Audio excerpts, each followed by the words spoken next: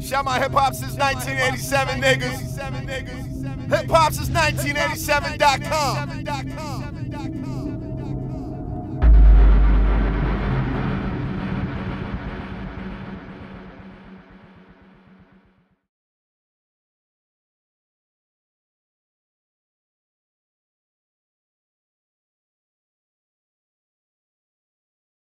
I know you said you can't. You don't know if the Neo record's going to be on the album.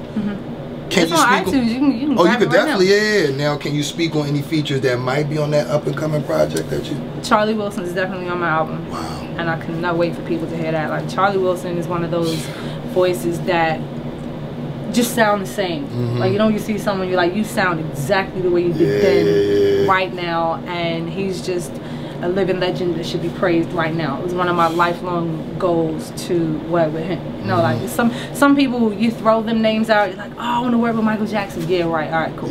But that's the way I started. I didn't know it was really gonna happen. So I'm like, I may as well just dream big. You know what? I want to do a duet with, I write it for Charlie Wilson. And before I knew it, we've done that. So I'm like, yeah, my G status just went. There you go. To me, and like people at home, like, who's Charlie Wilson? Side eye. But yeah, so for Charlie me, that was an important one. But there's another feature in there. I'm not even gonna say it. You're just gonna have to watch the movie. Okay, watch the movie. There you go. Okay, got a title for the project? Friends and Lovers. Friends and Lovers. All right, that's crazy. Late nights and early mornings resulted in meeting some friends. Okay. Some lovers. Yeah, some loving. All right. All right. And do you have a release date for the project? Well, for me, I want to do this tour. I want people to experience this. Okay. So the last U.S. date, I believe, is May 10th in Vegas. So right after that, for that one. Okay. Now, like you said, we are here in D.C. Most people know we usually catch you in Philly. We're here in D.C. Friends and Lovers Tour. You've had some great up-and-coming talent, R&B talent, open up for you here. Jade Austin, Go-Go Morrow.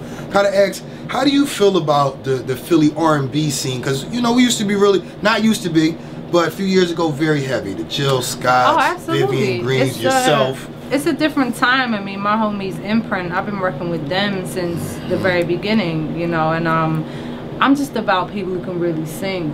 Imprint are just 4 guys that don't need nothing else. No bells, no whistles, no nothing. Just give them 4 microphones and kill. And I miss that. And that's what used to, you know, be in Philadelphia. You would go to the 5 spot and it would be Jill Scott, it would be Music Soul Child, it would be Bilal, it would be Common, it would just roll through just because it was that scene. And the band would be The Roots. Jasmine Sullivan at 12, 13 years old is coming through killing everyone. Kindred, Jazzy Fat Nasties, Flowetry. When we come into the mix, it was just I didn't know what to expect, and then I land in all of that, and I'm like, oh, Philly is it. I'm not going anywhere. I didn't need to go anywhere else. The producers, when it was a touch of jazz, Dre, Vi, Carve, Ivan, D, Keith, we landed when it was happening, like happening for real. There was no denying that there was that magic there. I just feel like for now, where the Philly scene is gone, everyone that kind of shaped what that movement was grew up a little bit.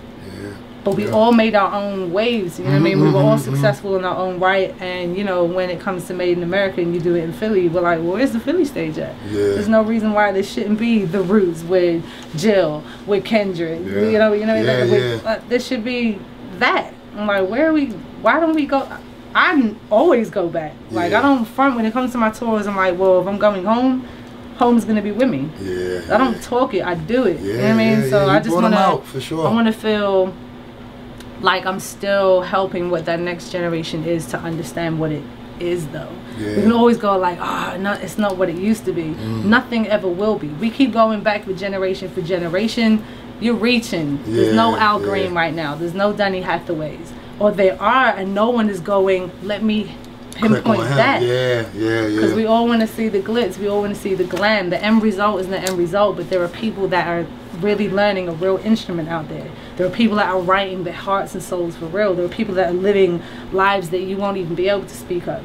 Like the pain and heartache that he'd sing in the 60s. We're living that now. People are broke, starving, hustling for real, no bullshit. Like, sing that music then, and that's when you get felt again. That's when you feed the streets and you go, you know what, I feel you. So when I'm looking at Meek now, he's still Meek that was then. He's doing it now for the generation of kids that go, he is me, and I rep that. You know what I mean? So we need that. We just need to keep going. Shout my hip hop since 1987 niggas. Hip hop since 1987.com.